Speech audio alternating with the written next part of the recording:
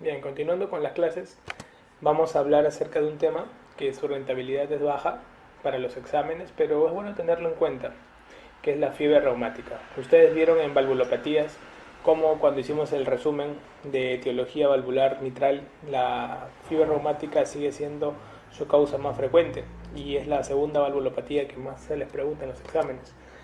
Es importante saber que en la etiología de la fiebre reumática, todavía nuestro amigo el Streptococcus pyogenes, un estreptococo de grupo A, sigue estando a la cabeza dentro de sus causas. Recuerden ustedes que en su prevalencia, solamente en condiciones endémicas, vamos a ver nosotros de que el 0.3% de los pacientes pueden tener un cuadro de fiebre reumática y en condiciones epidémicas hasta un 3%. Por ahí vienen algunas preguntas donde te hablan de que un paciente que tiene una faringitis tiene un 80% de probabilidades de hacer una fiebre reumática y eso es, pues no, ustedes están observando que no se da. Es porcentaje mínimo, menos del 5%, las probabilidades de que tras una faringitis bacteriana puedas desarrollar una fiebre reumática. Los criterios de faringitis bacteriana en general, en pediatría, por ejemplo, aplican los famosos criterios de Centor. Estos son los criterios de Centor, en el cual los criterios de puntaje generalmente son puntuaciones de 1, todos, y donde el resultado, si es de 3 o 4 puntos, tienes el riesgo obligado a iniciar el tratamiento antibacteriano, ¿no? O iniciar la toma para el cultivo del exudado faríngeo. Importante recordar en los casos clínicos la inflamación exudativa amigdaliana, la enopatía cervical, la ausencia de tos, la fiebre mayor de 38 grados, la edad menor de 15 años o mayor de 45, son criterios que uno le aumenta y otro le quita, ¿no? Puntuación. Estos son los criterios de Centor, pregunta de examen, para diagnóstico de faringitis bacteriana, ¿no? Y utilizamos los criterios de Jones, que siempre les preguntan, que son los criterios de la fiebre reumática. Tenemos criterios mayores y criterios menores. Los criterios mayores son poliartritis, eritema marginado, nódulos subcutáneos, carditis o corea menor. Es importante recordar que dentro de los criterios de diagnósticos, no te olvides esta mnemotecnia, la mnemotecnia ASENCO, que ya lo vamos a ir viendo, pero que básicamente resume un poco los criterios mayores que tú puedas encontrar en los criterios de Jones. Es importante también tener en cuenta que pueden haber infecciones estreptocócicas previas y estas te pueden dejar alguna evidencia en el paciente, como pueden ser los títulos de elevados, anticuerpo antistreptolicina O, puede haber cultivo positivo de exudado faríngeo para estreptococos tipo A, o puede haber un reciente cuadro de escarlatina, ¿no? Siempre confunden en las preguntas de examen y toman la palabra fiebre y te hacen dudar de que la fiebre es un criterio mayor, y no, por más que se llame fiebre reumática, la fiebre es un criterio menor. Los criterios mayores son los ya descritos. En la anatomía patológica vamos a observar nosotros los famosos cuerpos de Aschoff. Los cuerpos de Aschoff son patognomónicos de fiebre reumática y generalmente no siempre indican actividad reumática aguda. Pregunta de examen, por eso lo subrayamos. No siempre indican actividad reumática aguda. Son como cicatrices que van a quedar en la zona miocárdica. El diagnóstico del cuadro clínico, van a observar ustedes que la A es más grande que todas las letras, es generalmente la artritis. La artritis es el cuadro clínico más frecuente diagnosticado dentro de los pacientes con fiebre reumática. La artritis se puede presentar de manera asimétrica, no afectando generalmente a la articulación de la rodilla, siendo esta la articulación más frecuentemente afectada. Cuando hace carditis, es el segundo lugar de afectación orgánica, vamos a ver nosotros que puede presentar un cuadro patognomónico de daño a nivel endocárdico, puede presentar los nódulos o los cuerpos de Aschoff a nivel miocárdico y puede estimular un estado de inflamación epicárdica también presente. Es importante recordar que el paciente con carditis es un paciente que al tener afectación orgánica o estructural, generalmente el tratamiento va a ser indefinido, pregunta de examen. Y la carditis es el órgano que termina dando pronóstico en los pacientes con fiebre reumática. Se dice que la fiebre reumática lame las articulaciones, pero muerde el corazón. Por eso es que el corazón o las afectaciones cardíacas terminan siendo las pronósticas en los cuadros de fiebre reumática. Otro cuadro clínico que se pueda presentar es el eritema marginado, un eritema que tiende a ser bastante disperso, no es muy patognomónico de los cuadros de pensar una fiebre reumática, pero sí hay que hacer el diagnóstico diferencial con otras exantémicas. Tiende a no ser pruriginoso, tiende a tener un pequeño decoloración central que se pueda presentar.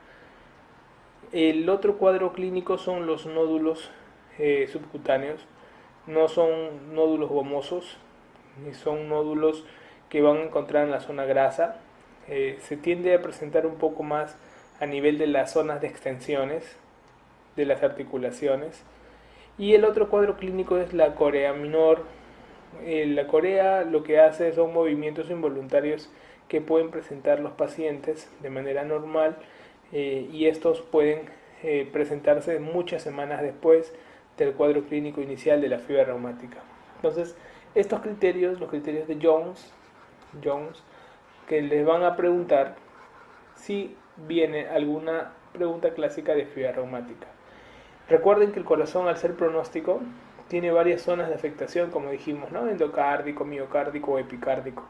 Y de la zona estructural del corazón, lo que más se tiende a afectar son las válvulas. Y de las válvulas, quien tiende a afectarse un poquito más en prevalencia es la válvula mitral. Por eso es que la clínica, cuando uno ve a los pacientes con fiebre reumática, va a observar que la mayoría de afectación cardíaca es una afectación mixta, donde hay un compromiso estenótico e insuficiente.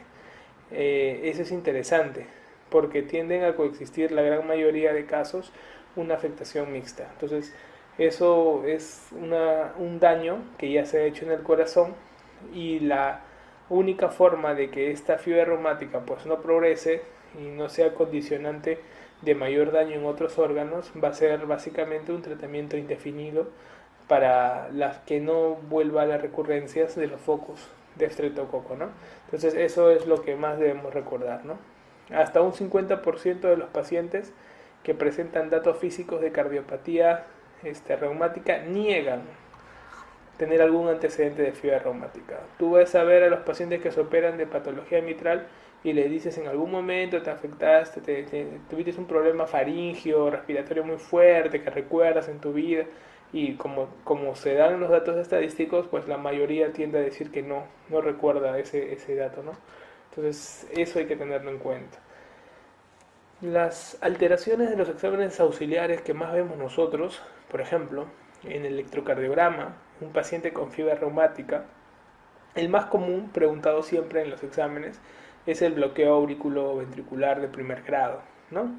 Y también vamos a ver que ese bloqueo se va a dar por un aumento del intervalo PR generalmente. También pueden presentarse algunas disociaciones auriculoventriculares en grados más severos y las extrasístoles que se puedan presentar, ¿no? 95% de los pacientes que padecen carditis reumática quedan con alguna secuela valvular.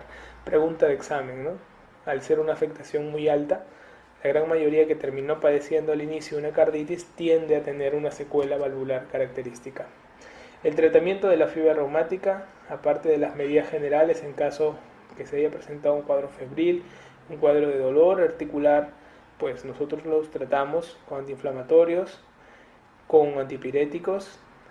Tenemos que ver la forma de erradicar el estreptococo, y para la erradicación del estreptococo nosotros vamos a trabajar con la penicilina procaínica intramuscular cada 24 horas por 10 días, en caso de que haya alguna alergia a las penicilinas, eritromicina también, y vamos a ver que también podemos dar un soporte un poco mayor, dándole un tratamiento en caso de que haya afectación serosa con corticoides, ¿no?